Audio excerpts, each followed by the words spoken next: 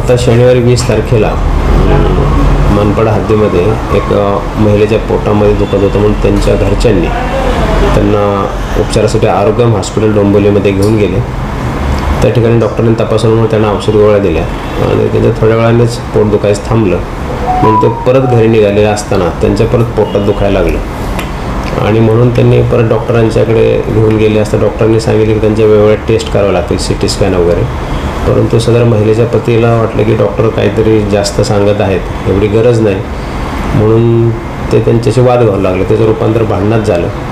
मग त्या नातेवाईकांनी डॉक्टरांना हाताने आणि पायाने मारहाण सुरू केली असता डॉक्टरांनी स्वतःला वाचवण्यासाठी हात पुढे केले स्वतःचे, तर त्यांनी हाताला पण चावलं, बाकी स्टाफला पण चावलं.